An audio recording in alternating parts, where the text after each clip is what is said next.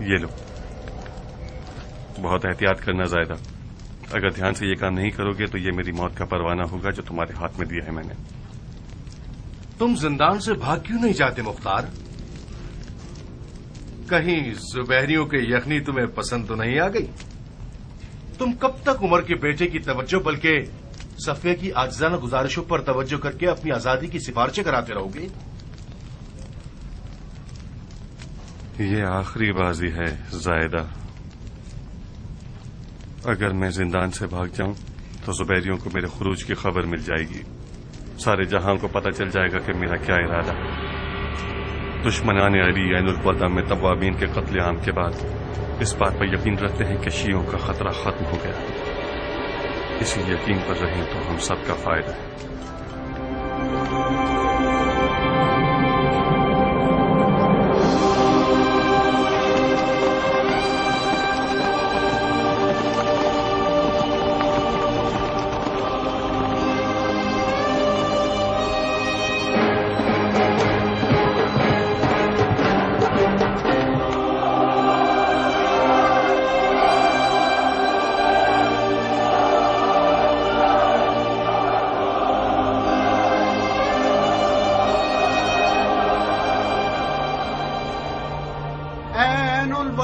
پر کٹے ہوئے کبوتروں، تنہا دوبارہ ملنے کی تمنا ہی ہمارے چاک دلوں کو تسلی دے سکتی ہے۔ سلیمان، مسیب، بن وال اور بن سعد مرے نہیں ہیں، وہ لوگ سورج کی شکل میں صبحوں کے وقت روزانہ تا قیامت طلوع کرتے رہیں گے، وہ لوگ ہر نیک زبان کا نغمہ بن کر زندہ رہیں گے۔ اگر ہم بھی دینداری اور خلوص میں ان کے جیسے ہوتے تو ہمارے عروج کے پر نہ کٹتے۔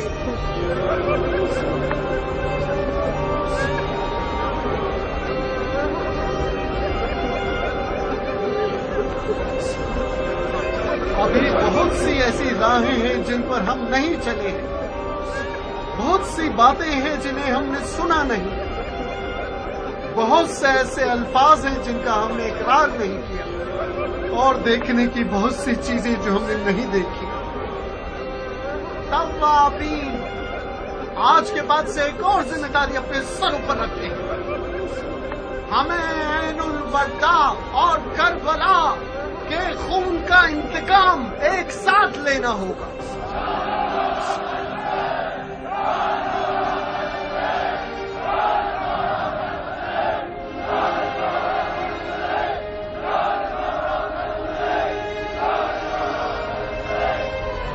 اب ہم اپنے اپنے گھروں کو لوٹ جائیں گے، ہمیں ان سوکھی ہوئی اور اجڑی ہوئی جڑوں کی دوبارہ آبیاری کرنی ہوگی۔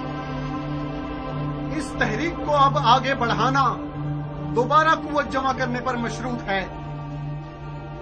ہماری خبریں آپ تک پہنچانے والا شخص بصرہ میں مثنی بن مخربہ اور مدائن میں بن حذیفہ ہوگا۔ ہماری تمام خبریں لوگوں کے ذریعے آپ سب تک پہنچیں گی۔ جائیے کچھ جان تازہ کیجیے اور اپنے آپ کو بنائیے یہاں تک کہ پھر اٹھیں۔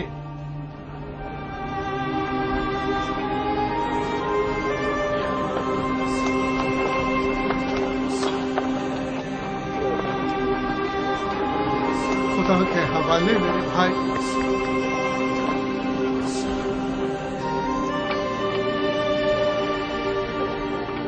خدا کی پناہ میں میرے بھائی۔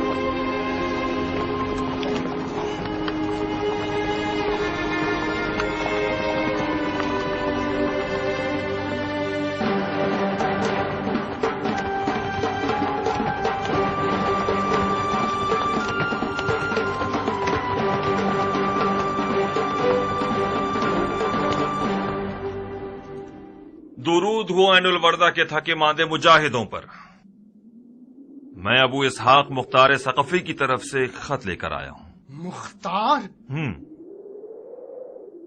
خدا اس کی غلطیوں کو معاف نہ کرے۔ اگر مختار توابین کی مدد کے لیے آیا ہوتا تو عین الوردہ کی اس جنگ کا نقشہ ہی کچھ اور ہوگا۔ درود ہو عین الوردہ کے شیر دل مردوں پر۔ ہوا نے آپ کی شجاعتوں کی خبر سارے جہان میں پھیلا دی۔ شاعروں نے آپ لوگوں کی مدح و ثنا میں وہ باتیں کی ہیں کہ عوام حیران ہے۔ درود ہو آپ لوگوں پر۔ بہت شرمناک ہے۔ کیا لکھا اس نے رفا؟ سراسر جھوٹ۔ ہم سے چاہتا ہے کہ اس کی بیعت کر لیں، کٹ جائے وہ ہاتھ جو مختار کی بیعت کرنے کو تیار ہو۔ رفا ہے، خدا کی قسم یہ منصفانہ نہیں۔ تم لوگوں کا ایک ہی تو کام ہے۔ مختار ایک لمحے کے لیے بھی قاتلان حسین سے قصاص لینے سے غافل نہیں ہوا ہے۔ آپ لوگ راہ نجات کو اپنا خون نثار کرنے میں دیکھ رہے تھے اور مختار ملون شیاطین کا ناپاک خون بہانے میں۔ مقصد ایک ہے مگر راستے دو ہیں۔ اے آجنگ زادے، تو کیا تم سمجھتے ہو کہ توابین خواہ مخواہ خودکشی کرنے کے لیے عین الوردہ کی طرف گئے تھے؟ ہماری جیت میں صرف ایک قدم کا فاصلہ رہ گیا تھا، اور وہ قدم مختار تھا جو کہ نہ تھا۔ جہاں تک میں مختار کی غیرت مندی سے واقف ہوں، یہ کہہ سکتا ہوں کہ مختار سلیمان سے تمام تر اختلافات کے باوجود بھی عین الوردہ کی طرف چلا تھا، اگر زبیریوں کی غل و زنجیر کا قید ہی نہ ہوتا۔ مطلب مختار قید میں تھا؟ اب تک قید میں ہے۔ مگر کیوں؟ کیوں کا سوال زبیریوں کے کارندے سے پوچھو۔ جس دن اس کے پاس سلیمان کا خط آیا اسی دن آدھی رات کو مختار کے گھر پہنچ کر اسے قید کر لے گئے تھے۔ اس طرح تو مختار کا کوئی قصور نہیں ہے۔ مکار تو بن یزید ہے جو علی کے شیعوں سے دوستی کا اظہار کر کے اس کے پیٹھ پہ چھرا گھونپ دیتا ہے۔ یقیناً مختار کو آل زبیر کی مخالفت کے جرم میں قید کیا ہے۔ ہم کوفے کے زندان پر حملہ کر کے مختار کو چھڑا سکتے ہیں۔ نہیں مصنع، مختار کے قیام کی خبر چھپی رہنی چاہیے۔ پھر مختار کا کیا ہوگا جو قید میں ہے؟ اگر مختار کے قیام کی خبر چھپی رہے اور کسی کو پتہ نہ چلے تو زبیریوں کے پاس مختار کو قید رکھنے کا کوئی ثبوت ہی نہیں بچے گا۔ جب انہوں نے اسے قید کیا تھا تو ان کے پاس کوئی ثبوت تھا؟ انہوں نے مختار کو اسی لیے قید کیا کہ وہ توابین کی مدد نہ کرے۔ کیا مطلب کیان؟ بن یزید نہیں چاہتا تھا کہ توابین عین الوردہ کے فاتح بن جائیں۔ وہ توابین کے کوفے میں ہونے کو آل زبیر کی حکومت کے لیے خطرہ محسوس کر رہا تھا۔ وہ چاہتا تھا کہ یہ لوگ شکست کھا لیں تاکہ کوفے میں ان کی کوئی طاقت نہ بچے۔ سبحان اللہ! تو پھر ابو اسحاق نے اس بارے میں مرحوم سلیمان سے کوئی بات کیوں نہیں کی؟ اس نے ہمیں زبیریوں کے ارادے سے آگاہ کیوں نہیں کیا؟ یہ بھی بن یزید کی چال تھی کہ اس نے بڑی صفائی سے مختار اور مرحوم سلیمان کے درمیان پھوٹ ڈال دی۔ اس طرح تو وہ عین الوردہ کے شہداء کا خون اس خیانت کار بن یزید کے سر ہے۔ سیاست میں اس طرح کے کھیل بہت ہوتے ہیں رفائے، اسی لیے ابو اسحاق کہتا ہے کہ سیاست بازوں سے سیاست کے ساتھ ہی لڑنا چاہیے۔ ابو اسحاق سے کہو کہ توابین تمہارے ساتھ ہے۔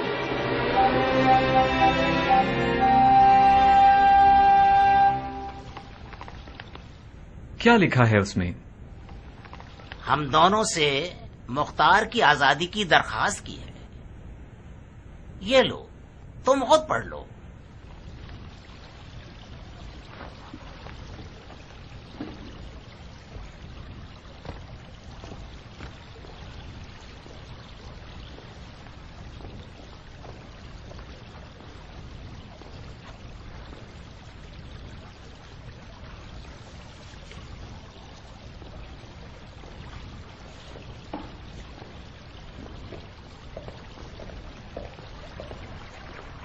کیا کریں؟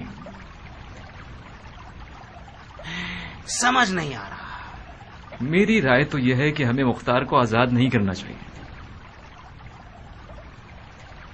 تم عمر کے بیٹے کو نظر انداز کر سکتے ہو، میں تو یہ نہیں کر سکتا۔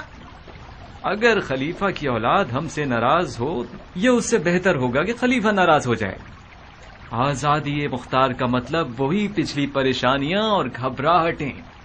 اگر مختار آزاد ہو گیا تو چین سے نہیں بیٹھے گا، خاص طور پر جب کہ وہ قید کیا گیا ہے اور زخمی بھی۔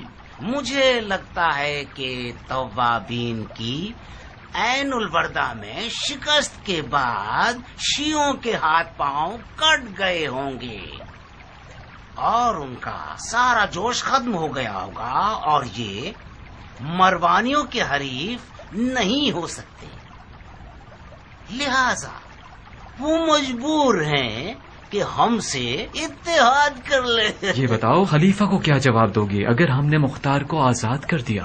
خلیفہ آخر کیوں ناراض ہوں گے جبکہ مختار کا آل زبیر سے کوئی واسطہ نہیں ہے؟ کیا تمہیں یقین ہے کہ مختار آزاد ہو کر آل زبیر کے خلاف سازشیں نہیں کرے گا؟ اب تک تو نہیں کی۔ میری مانو تو مختار کو مار ڈالے اور اس کے شر سے نجات حاصل کر لیں۔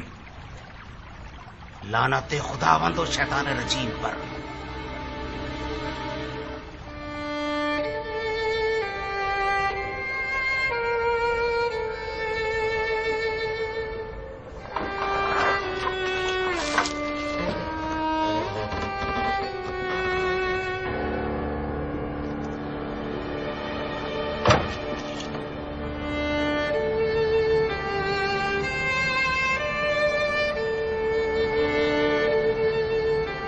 اس چھت کو آخر کتنا گھورو گے مختار؟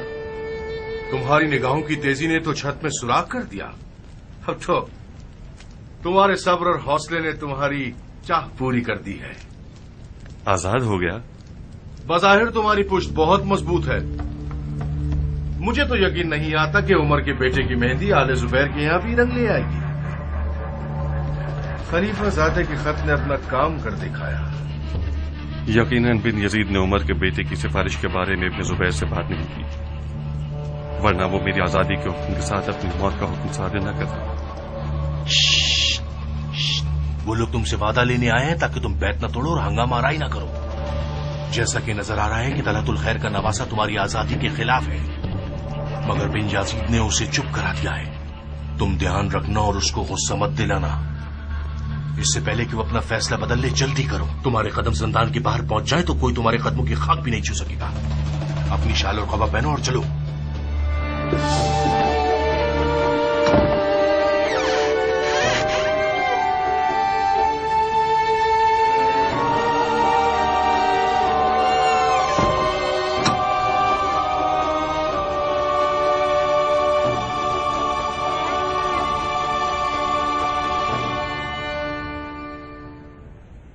وعلیکم السلام۔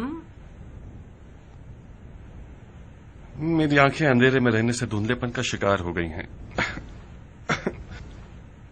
ورنہ میں اہل معرفت کے دیدار میں سلام کرنے میں پہل کرتا تھا کہ دگنا ثواب حاصل کروں۔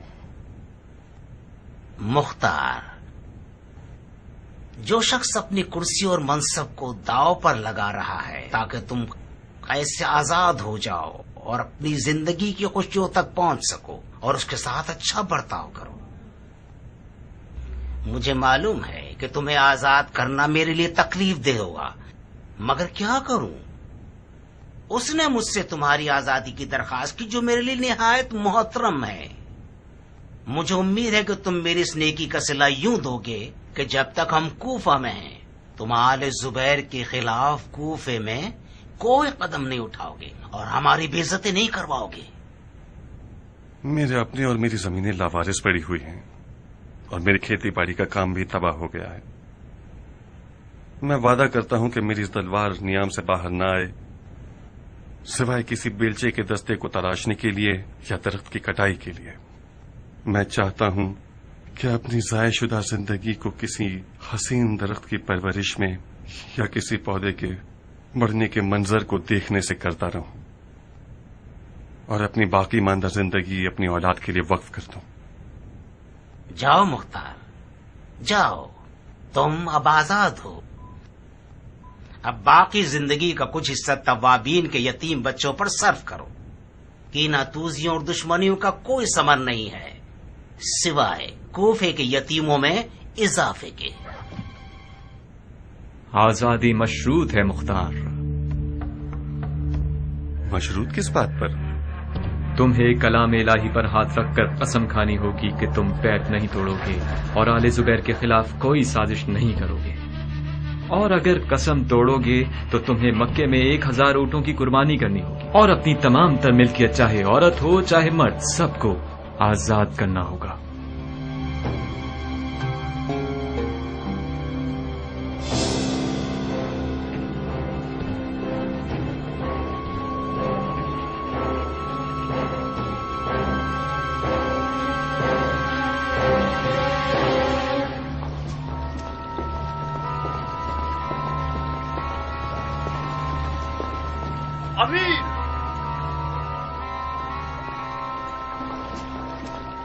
امیر، کیا یہ سچ ہے کہ آپ نے مختار کو آزاد کر دیا ہے؟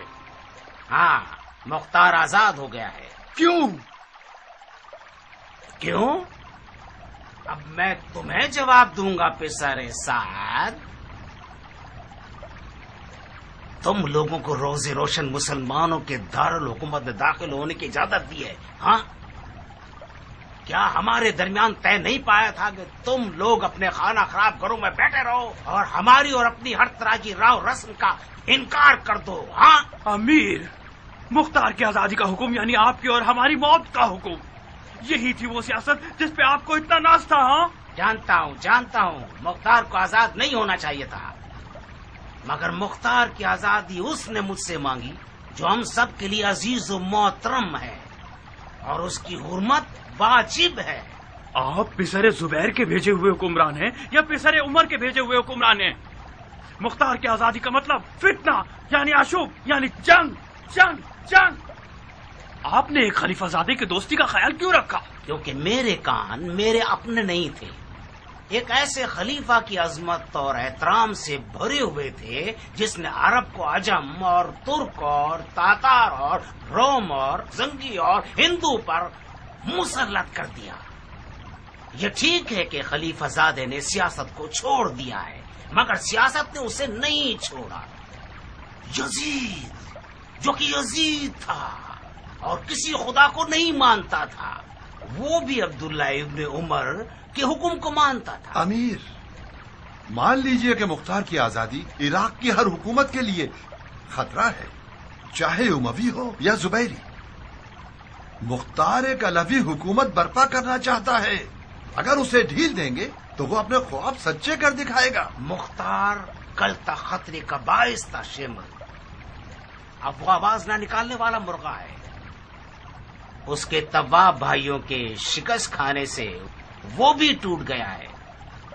دوسری طرف ہم نے قرآن کو مصالحت کا ذریعہ بنایا ہے، اس نے مخالفت نہ کرنے کی قسم کھائی ہے۔ تو پھر آپ نے مختار کو پہچانا ہی نہیں ہے۔ وہ اپنے خوابوں کے تاج و تخت کو پانے کے لیے قرآن تو کیا صاحب قرآن کا بھی انکار کر دے گا۔ اگر توابین کے پاس مختار جیسا کوئی رہنما ہوتا تو وہ لوگ عین الوردہ کو مہربانیوں کا قبرستان بنا دیتے۔ مختار خدا سیاست و جنگ ہے، میں بارہا اس کے آگے مغلوب ہو چکا ہوں۔ شک مت کیجیے کہ آپ سے بھی بہت بڑی خطا سرزد ہو گئی ہے۔ کل جب یہ سانپ آپ اور آپ کے لوگوں کو ڈس لے گا اس وقت آپ سمجھیں گے کہ ذرا سی بھی سیاست نہیں جانتے۔ کافی ہے عمر سعد،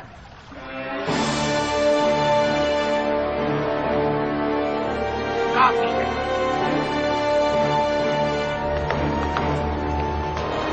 جس دن تم رے کے موتی کے لیے ہاتھ پیر چلا رہے تھے اور خون کے دریا میں نہا رہے تھے، اس دن بڑی مچھلی کی فکر کرنی چاہیے تھی۔ آج میرے دامن پر پنجے مار رہے ہو اور کہہ رہے ہو کہ یہ بوسیدہ ہے۔ یہ بوسیدہ دامن ہمارے لیے چھوڑ دو۔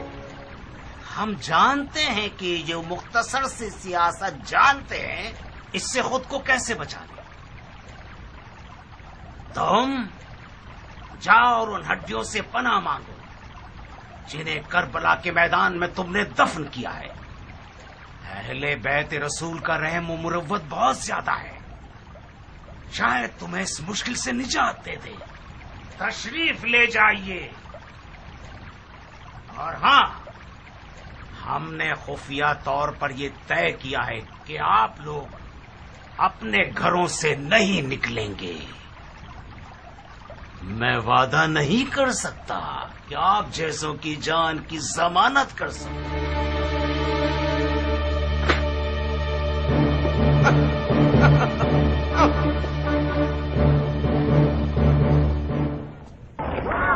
بن یزید بہت پلید اتنی پیلی ہے بن یزید بہت پلید اتنی پیلی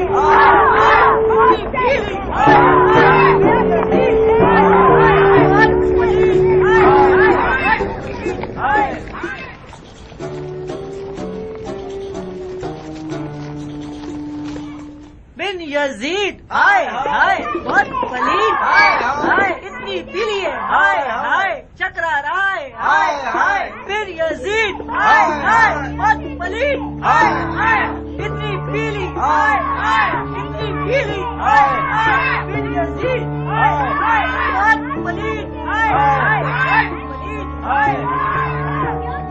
بن یزید ہائے ہائے بہت پلید اتنی پیلی ہے چکرا رائے بن یزید بہت پلید بند کرو، تم لوگ بھی وہی حرکتیں کرو گے ملون کہیں کے. یہ ساری بکواسیات میرے ماں باپ کے بچوں کے لیے سڑک چھاپ بدبخت اور بگڑے ہوئے بچوں کو سیو دیتا ہے. تم لوگوں کے لیے نہیں جو خود بگڑے ہوئے ہو اور دوسروں کے لیے نعرے لگاتے ہو. اماں جانیا بابا پھر جانی مریض بن گئے. رونا مت میری جان، مت گھبراؤ میری بچی، تمہارا باپ چکرا گیا ہے. یقیناً کسی نے آج ان کی دم پہ پاؤں رکھ دیا ہے، کچھ زیادہ ہی دماغ خراب ہو گیا ہے. بابا کی تو دم نہیں ہے، ان کا دماغ کیسے خراب ہوتا ہے؟ یہ جن زدہ ہو گئے ہیں میری جان. تم لوگ کمرے میں جاؤ تاکہ میں ان کا جن پکڑ سکوں. ابو کلی کے بچے ہمارا مذاق اڑاتے ہیں اور ہمارے ساتھ نہیں کھیلتے. جب گھر کے اندر آ کر کھیلتے ہیں تو بابا ڈانٹتے رہتے ہیں. حفظ بھی جب باہر جاتا ہے تو مجھے اپنے ساتھ نہیں لے جاتا. آخر میں کیا کروں؟ میرا حوصلہ جواب دے چکا ہے. بدتمیز! کیا مطلب ہے بدتمیز؟ کیا میں جھوٹ بول رہا ہوں؟ ہمارا کیا واسطہ کہ ہمارا باپ یزیدی ہے؟ جاہل کے بچے!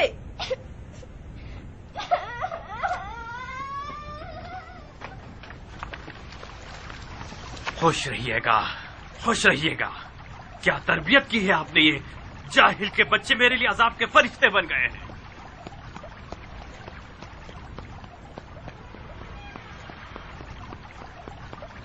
تمہارا دماغ تو ہل گیا ہے، پاؤں کیوں ہلا رہے ہو؟ پاگل ہو گیا ہوں. تم نے مجھے پاگل بنا دیا ہے. کیا یہ زندگی ہے کہ مجھے گھر کے اندر بھی وہی بکواسیات سننے کو ملے گی جو گلی کے لوگوں کا ورد زبان ہے؟ شاباش ہے محترمہ، کیا پرامن گھر بنایا ہے میرے لیے. یہ گھر پرامن تھا، تم نے اسے بھی امن بنایا. یہ سوال مجھے پوچھنا چاہیے نہ کہ تمہیں. جی ہاں، ظاہر ہے بانو محترمہ کو پوچھنا چاہیے کہ ان کے گھر کے باورچی خانے میں دمبے کی بریانی جو نہیں بنتی، ان کو مخمل حریر اور مہنگے لباس پہننے کو نہیں ملتے، ان کو ہیرے موتی اور سونے کا گلوبن جو میسر نہیں ہے، ان کے پاس کنیزیں اور نوکرانیاں نہیں ہیں نا. میں صدقے جاؤں بانو پر کہ اتنی غربت اور خاک نشینی کی زندگی گزار رہی ہے کہ اب تھک گئی ہے. میں کسی چوراہے پر بیٹھے بھکمنگے کی بیٹی نہیں تھی شہزادے. میں اس رات محل میں رہنے والی تھی جب میرا ہاتھ مانگنے آئے تھے. بھول گئے؟ بس بھی کرو جاریہ، تم تو میرا دماغ تازہ مت کرو. یہ تم ہو جو زندگی کو اپنے میرے اور بچوں کے لیے زہریلی بناتے جا رہے ہو. پھر مختار کیسے آزاد ہوا نہیں کہ خوف و ہراس سے ہمارے گھر کو گھیر لیا. عمر، کوفہ اب رہنے کی جگہ نہیں ہے.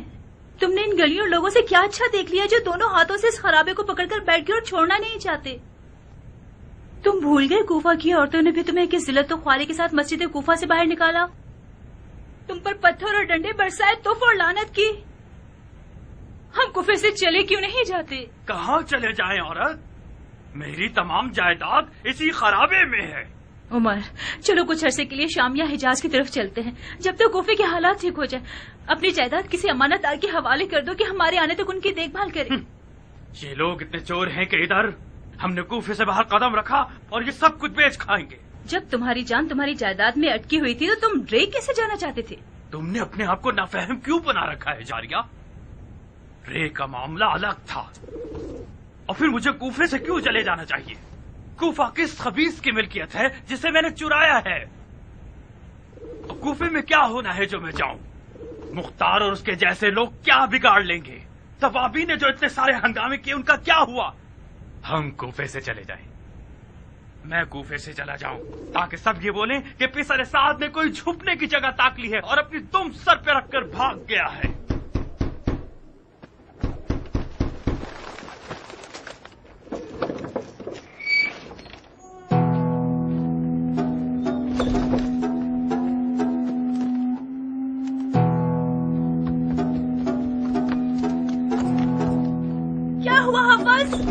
یہ سب کیا ہے؟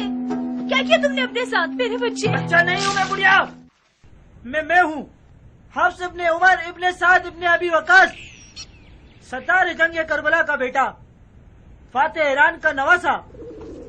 اچھا اچھا، اتنے ڈھیروں ڈھیر لقب لگاؤ تاکہ سارے چور چکے تمہاری جان کے پیچھے ہاتھ دھو کے پڑ جائے اور تمہاری یہ درگت بنا دے۔ قصور آپ کا ہے جو مجھے تلوار لے جانے سے منع کرتی ہیں۔ کس سے لڑکے آئے ہو؟ اور اس شخص سے جو میرے باپ کی توہین کرے۔ اگر میرے پاس تلوار ہوتی ایسا کام کرتا کہ کوفے کی حاملہ عورتیں جب عمر 7 کے بیٹے کو دیکھیں تو اپنا حمل گرا دیں۔ بیٹا جی بابا۔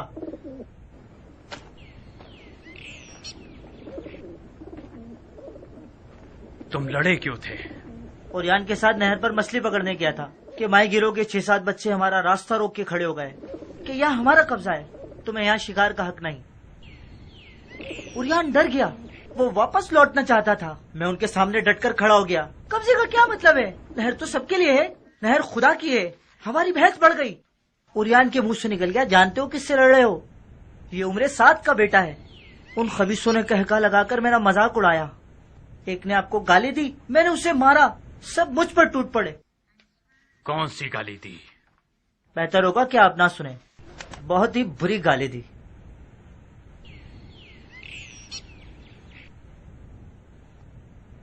تمہیں کچھ ہوا تو نہیں؟ نہیں، کچھ بھی نہیں ہوا، ناک سے خون بہ رہا ہے، تھوڑا سا سر بھی پھٹا ہے۔ اگر اوریان نہیں بھاگتا تو ان کا حشر نشر کر چکے ہوتے ہم۔ میں ایک تھا، وہ لوگ 7 تھے، حیف کی تلوار نہیں تھی میرے پاس۔ آج کے بعد جہاں بھی جاؤ گے تلوار حمائل کر کے جاؤ گے۔ ان کوفیوں سے اب صرف تلوار کی زبان سے بات کرنی ہوگی۔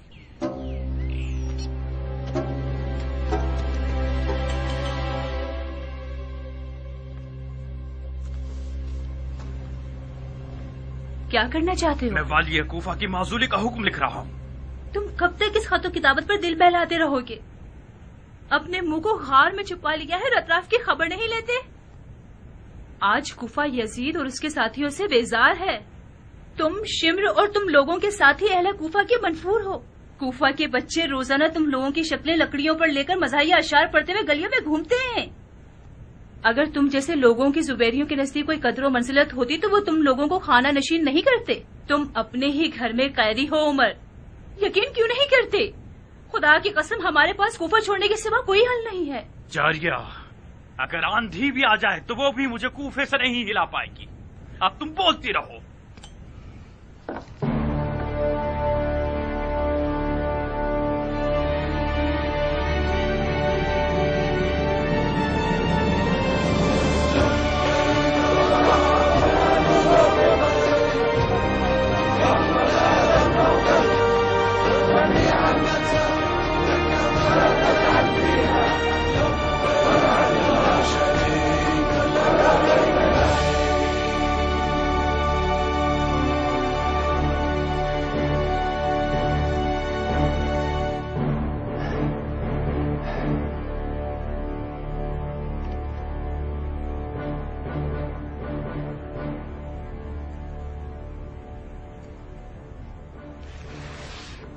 یہ شخص 9 من دودھ والی گائے کی طرح ہو گیا ہے،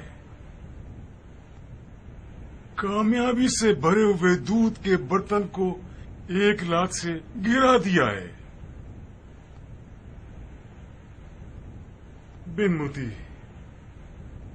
اس سے پہلے کہ تمہارے حکم کی مہر سوکھ جائے اپنے آپ کو کوفہ پہنچا دو اور کہانی ختم کر دو۔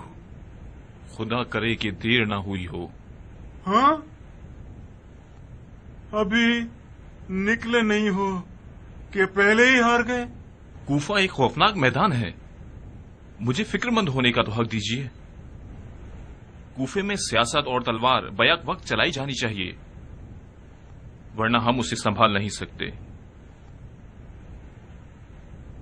جناب علی، یہ فدوی تو اسی وقت بن یزید کو کوفہ بھیجنے کے خلاف تھا، بہت سیاست باز تھا وہ۔ یہ تو سیاست نہیں ہے، عمر کے بیٹے کا پھیلا ہوا پاؤں ہے۔ وہ دعویٰ کرتا ہے کہ سیاست اور حکومت میں دخل اندازی نہیں رکھتا، مگر ہمارے بعض حکمرانوں کے ساتھ مکاتبہ کرتا ہے۔ خط لکھا ہے اس نے، اللہ اکبر، حکم ایک بن یزید جیسا جاہل والی اس کا جی حضوری کرنے والا بن گیا ہے. اس کے حکم کا سر آنکھوں پر رکھتا ہے. لعنت ہے اس قدر حماقت پر، توف ہے اس حد کے بچپنے پر. یہ پاؤں کٹ جانے چاہیے بن موتی.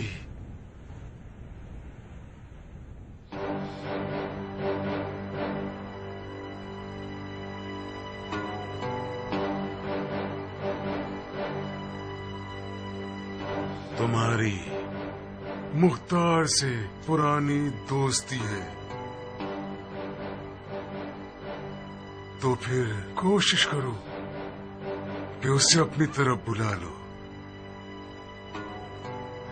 اور بڑی مٹھاس کے ساتھ سلیمان اور اس کے ساتھیوں کی طرح اسے بھی جنت کی طرف روانہ کر دینا. اور ہاں، شمر اور عمر سعد سے بھی معافی دوستی کر لو. مجھے حوصلہ نہیں ہے کہ روزانہ ان کے قاصد مکے کی طرف روانہ ہوں. ان کے آگے بھی کچھ ہڈیاں ڈال دو، مگر اس طرح کے لوگوں کو تکلیف نہ پہنچے.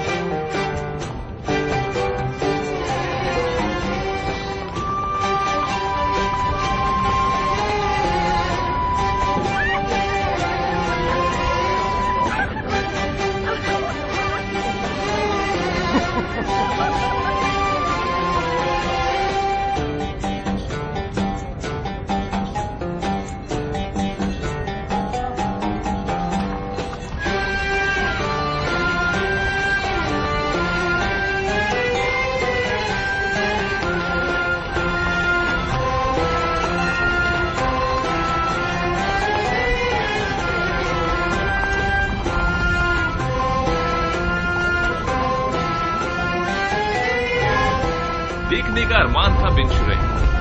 کیا حال چال ہے؟ بس آپ کی دعائیں ہیں. آپ کیسے ہیں؟ ہم دعا گو اور شکر گزار ہیں. اس طرف کیسے؟ خدا نے توفیق دی تو عمرے کا شرف حاصل کرنے جا رہے ہیں. عمرہ؟ وہ بھی ان دنوں میں، جبکہ کوفے کو تم جیسے نامور لوگوں کی ضرورت ہے. واجب فریضے کو چھوڑ کر مستحب کو ادا کرنے جا رہے ہو. کوفہ آپ جیسوں کے لیے وظیفوں سے بھرا ہوا ہے جو سیاست کو واجب فریضہ سمجھتے ہیں. ہم جیسوں کے لیے نہیں جن کا سروکار زراعت سے ہے. کس بات پہ ہنس رہے ہو بن موتی؟ آپ کی مرغی کی دم جو نظر آ رہی ہے. یہ مرغی کی دم کہاں ہے؟ کوفے کی راہ یہاں سے ہے اور آپ مدینے سے آ رہے ہیں. روزہ رسول کی زیارت کو گئے تھے تاکہ ہمارے عمرے کا ثواب دوگنا ہو جائے. اس میں کہاں پر ہنسنے کی بات تھی؟ یہ کہو کہ حضرت سجاد کے پاس گئے تھے تاکہ سیاسی ذمہ داریوں کے بارے میں سوال کرو. بہت خوب. ان کی رائے کیا تھی؟ فرض کر لیجئے کہ آپ ٹھیک کہہ رہے ہیں تو کیا ہم نے کچھ خلاف شریعت کیا ہے؟ بالکل نہیں، ہرگز نہیں. بالکل بجا کام کیا ہے. عمرہ کرنے کو پہنچے تو ایک چکر امام سجاد کے چچا کے پاس بھی لگا لیجئے گا. سنا ہے کہ زین العابدین نے اپنے چچا کو کوفے کے معاملات میں اپنا وکیل بنایا ہے.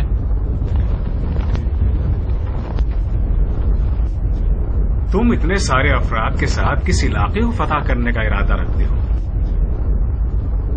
کوفے کا عزم رکھتا ہوں بن شریح، حکم عمارت کوفہ کے ساتھ، اور یہ وہ ذمہ داری ہے جو خلیفہ نے میرے کاندھوں پر ڈالی ہے۔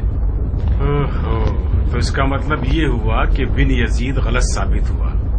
یقیناً اس کی توابین سے حمایت خلیفہ کو ناراض کر رہی ہے۔ نہیں عبد الرحمن، نہیں، توابین کی حمایت خلیفہ کا ایمان ہے۔ تعجب ہے، تم تو مجھ سے بھی زیادہ دور کے کوڑی لائے۔ زمانے کے کھیل سے مجھے ہنسی آتی ہے بن شریح۔ جب مجھے عمارت کا حکم ملا تو مجھے یاد آ گیا کہ تم ان لوگوں میں سے ہو جن کی مجھے سب سے پہلے داڑھی چلانی ہے۔ حیف ہے، تمہارا مکہ میں زیادہ ٹھہرنے کا ارادہ تو نہیں ہے؟ کوفے میں تمہارے پاس میرے علاوہ اتنی مصروفیات ہوں گی کہ تمہارے پاس وقت ہی نہیں رہے گا۔ ہم بڑے سکون کے ساتھ اپنی زیارت کر کے بڑے آرام سے واپس لوٹ سکتے ہیں۔ آؤ، تمہارا انتظار کروں گا میں۔ اور ہاں، ہمارے دوست کی کیا خبر ہے؟ اگر خدا کا کہہ رہے ہو تو ہم نظارہ کر رہے ہیں، اور اگر شیطان کے بارے میں کہہ رہے ہو تو جناب والا بہتر جانتے ہوں گے۔ اپنے آپ کو دھوکہ مت دو، ہم دونوں کا خدا اور شیطان کے علاوہ ایک تیسرا دوست بھی ہے، اس کا نام ابو اسحاق مختار ہے۔ مختار یا زندان میں ہے یا میدان میں، بظاہر بن یزید نے تمہارے لیے راستہ ہموار بنا دیا ہے۔ میں نے سنا ہے اس نے مختار کو قید کر لیا ہے۔ مختار کو جب میدان میں ہونا چاہیے وہ قید میں ہوتا ہے، اور جب اسے قید میں ہونا چاہیے وہ میدان میں ہوتا ہے۔ ایسا لگ رہا ہے کہ بہت عرصے سے تم کوفے سے بے خبر ہو۔ بن یزید نے مختار کو آزاد کر دیا اور اپنے آپ کو قیدی بنا دیا، اور ان دونوں کے بیچ میں پھنس گیا ہوں۔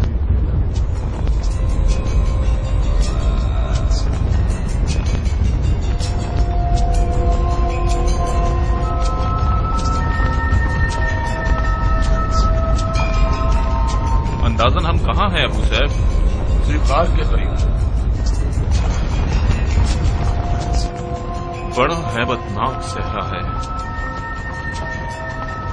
مجھے حیرت ہے کہ مختار اس صحرا سے اکیلے کیسے جان بچا کر نکل گیا۔ معذرت چاہتا ہوں امیر، مختار انسانوں سے زیادہ جنات سے شباہت رکھتا ہے۔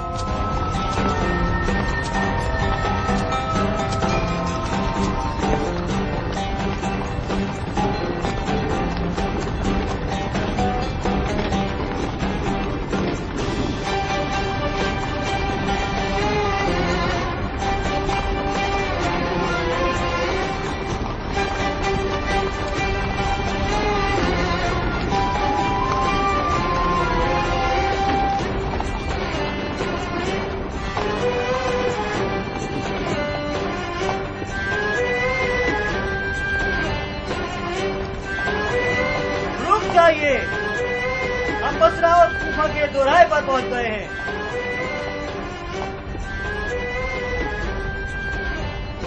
بہت خوب ام سلیم، جدائی کا موقع آ گیا۔ ہم بصرہ میں اجنبی ہیں عبداللہ، وہاں ہم کسی کو نہیں جانتے۔ میں نے جناب مصعب کو لکھا ہے کہ آپ لوگوں کا خیال رکھیں تاکہ آپ لوگوں کو اجنبیت کا احساس نہ ہو۔ بے فکر رہیے، آپ بصرہ میں خوش رہیں گی۔ حکومت بنی زبیر کے بہت سے بااثر افراد کے گھر والے بصرہ میں رہ رہے ہیں، آپ ان کی جان محفل بن جائیں گی۔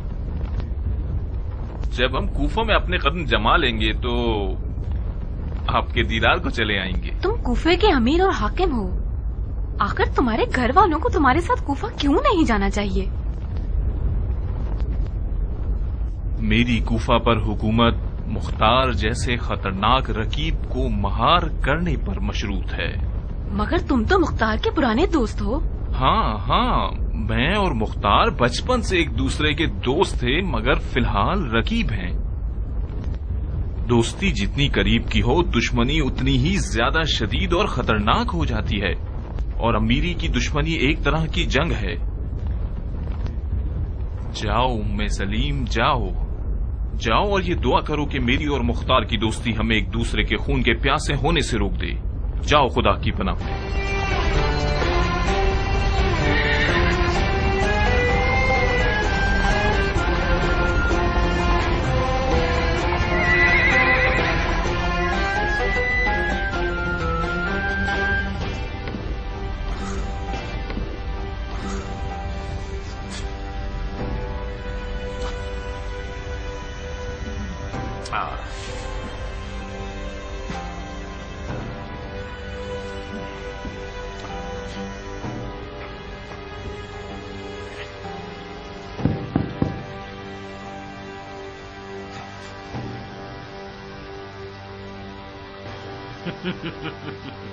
اتنے بے چین کیوں ہو بن متی؟ بڑی تنگ کرنے والی جگہ ہے. تم بیٹھتے تھے تو پرسکون تھے کیا؟ جی نہیں، کتنی دفعہ اس نے مجھے قبر دکھا دی. اسی وجہ سے ہم اتر چکے ہیں اور آپ اس پر سوار. اپنی بیٹھک پر دھیان رکھیے گا. جب میری بے چینی کی وجہ جانتے ہو تو پوچھ کیوں رہے ہو؟ میں یہ تسلی کرنا چاہ رہا تھا کہ غلطی میری نہیں تھی. یہ سواری ایک ڈسنے والی شے ہے. ہمیں سحر و جادو آنا چاہیے تاکہ اسے مہار کر سکے. صحیح. اگر سحر و جادو سے حکومت کی جا سکتی تو ابھی تک جادوگر نمونے اس وقت تمہاری نماز جنازہ پڑھ رہے ہوتے. جس کو کوفے میں جادو نہ آتا ہو وہ موت کے گھاٹ ہی اترتا ہے. تم اچھے سیاستدان ہو بن یزید اور ایک اچھے جادوگر بھی. حکومت کرنا جادوگری سے زیادہ مشکل ہے. بعض اوقات ہاتھ میں عصائے موسیٰ بھی ہو تب بھی کام نہیں چلتا. حکومت میں کچھ معاملے ایسے بھی ہیں جو صرف ٹیڑھی تلوار سے ہی سیدھے کیے جا سکتے ہیں. جائیے اور اپنے آپ کو مکہ مکرمہ کے سفر کے لیے تیار کیجیے. کیا یہ حکومتی صدا کا حکم ہے؟ کیوں؟ میں جاننا چاہتا ہوں. ہاں، میں جاننا چاہتا ہوں کہ اگر خلیفہ کا حکم ہے کہ ہم مکے چلے جائیں تو سر آنکھوں پہ چلے جاتے ہیں، لیکن اگر آپ کا حکم ہے تو اجازت دیجیے کہ ہم اگلی منزل کا انتخاب خود کر لیں. اگر انتخاب کا اختیار دیا جائے تو کہاں جائیں گے؟ مکے کے علاوہ کوئی جگہ. کہیں آپ کو یہ برا تو نہیں لگ گیا کہ خلیفہ نے آپ کی جگہ ہمیں بٹھا دیا ہے؟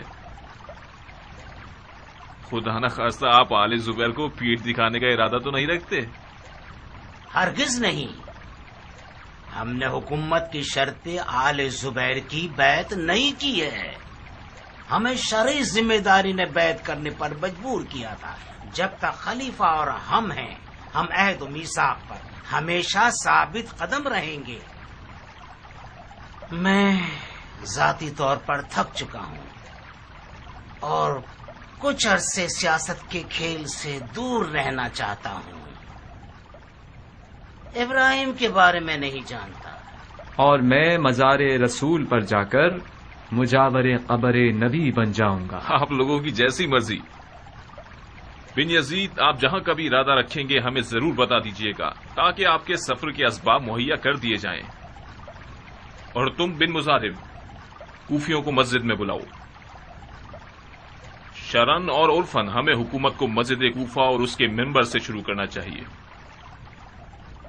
اے مسلمانوں، اس خدا کی قسم جس کا کوئی شریک نہیں، تم لوگوں کی بھلائی اتحاد میں ہے، نفاق میں نہیں. ہم سب ایک واحد خدا رکھتے ہیں، ایک رسول رکھتے ہیں.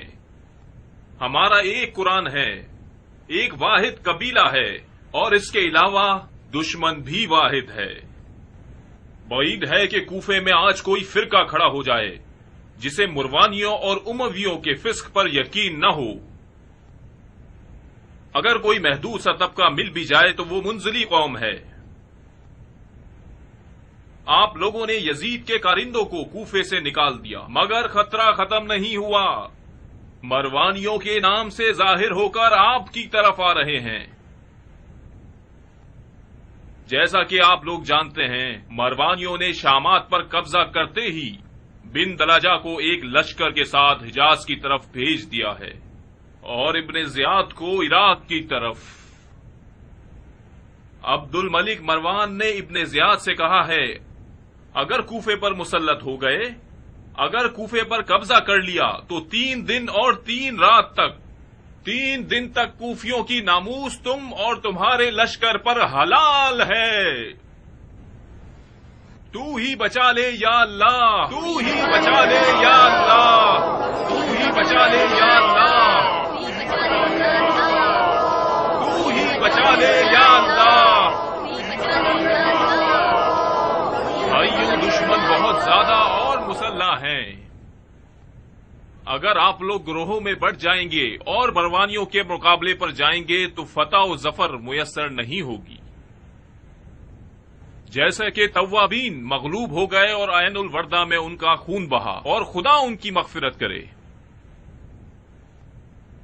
بہرحال امیر المومنین نے مجھے آپ لوگوں کی طرف بھیجا ہے تاکہ آپ لوگوں کے لیے لشکر ترتیب دے سکوں اور آپ کی سرحدوں کی حفاظت کروں، آپ کے خراج لوں اور آپ کے حصے تقسیم کروں، اور آپ لوگوں کے خراج کا باقی ماندہ حصہ آپ لوگوں کی رضامندی کے ساتھ امیر المومنین کے لیے بھیج دوں۔ جو بھی میرا ساتھ دے گا میں اس کا دوست اور بھائی ہوں، فتنہ گروں کا دشمن ہوں، گناہگار اور نافرمان کی کمر توڑ دوں گا اور منحرفین اور نافرمان کو قید کر لوں گا۔ یہ تو وہی ابن زیاد کا طریقہ ہے امیر۔ ابھی میرا خطبہ ختم نہیں ہوا ہے صاحب۔ باطل باتوں کا اختتام نہیں ہوتا۔ جو کچھ اب تک آپ نے فرمایا وہ صرف تکرار و تناقض تھا۔ ان لوگوں نے واضح و نصیحت بہت سنے ہیں، انہیں ایسا امیر چاہیے جو اپنی باتوں پر عمل بھی کرے۔ شیطان کی باتیں، وہ بھی ایک فاضل اور عقلمند انسان سے۔ صاحب ابن مالک اشعری کی زبان سے سننا تعجب خیز ہے۔ یہ صرف اس وقت سنی جا سکتی ہیں جب وقت ضائع کرنا ہو۔ میں عین الوردہ کی قتل گاہ سے آ رہا ہوں شیخ۔ آپ نے فرمایا کہ میں شیطانی زبان میں بات کر رہا ہوں؟ بعید نہیں، بشر خطا کا پتلا ہے۔ ہم سب شیطان کے وسوسوں کی زد میں ہیں۔ بے شک اگر میں نے بھی اپنے نفس کے شیطان کو مار ڈالا ہوتا تو میں اپنے طواف ساتھیوں کے قافلے سے پیچھے نہ رہتا۔ آپ جو کہ ایمان کا نقاب چہرے پر رکھتے ہوئے اور منبر رسول اللہ پر بیٹھے ہوئے ہیں، آپ کو بھی شیطان سے ڈرنا چاہیے۔ بالکل بالکل، یہ بات تو حق کی بات ہے، خدا کا فرمان ہے۔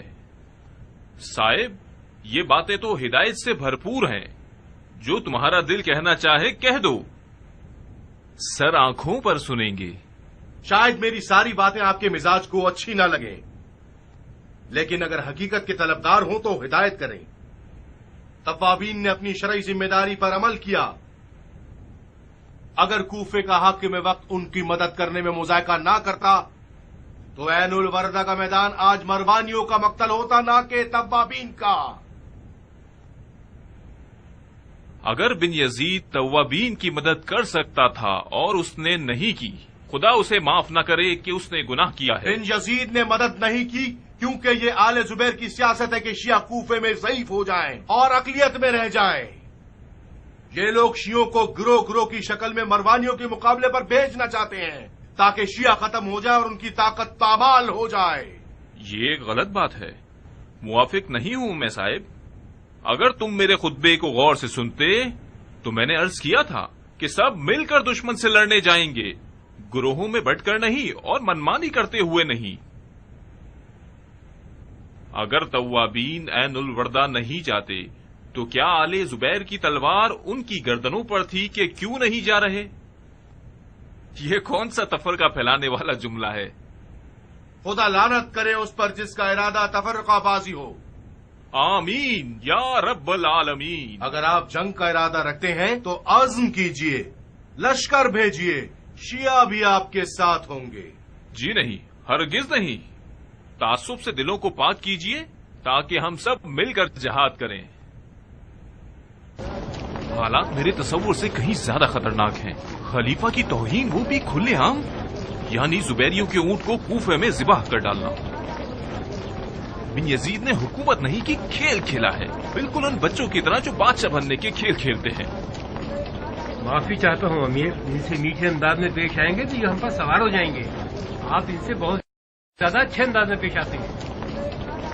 مجھے مزید برہم مت کرو، میں پہلے ہی اپنے آپ میں بہت اکڑا ہوا ہوں۔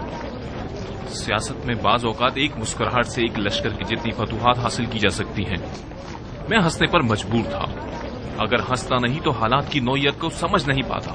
صاحب تو مختار کے قریبی دوستوں میں سے ہیں۔ ان تمام گستاخیوں کا اثر وجہ مختار ہے۔ مختار کو آزاد نہیں ہونا چاہیے تھا۔ مجھے باوثوق خبریں ملی ہیں کہ مختار نے آزادی کے بعد شیعوں کے بزرگوں سے مذاکرات کیے ہیں اور انہیں بیعت کے لیے تیار کیا ہے۔ مختار کو قید کرنا ایک غلطی تھی، مگر اسے آزاد کرنا اس سے بھی بڑی غلطی ہے۔ خدا قتل کر دے بن یزید کو، بلا وجہ اس نے مختار کو ایک خطرناک رقیب بنا دیا۔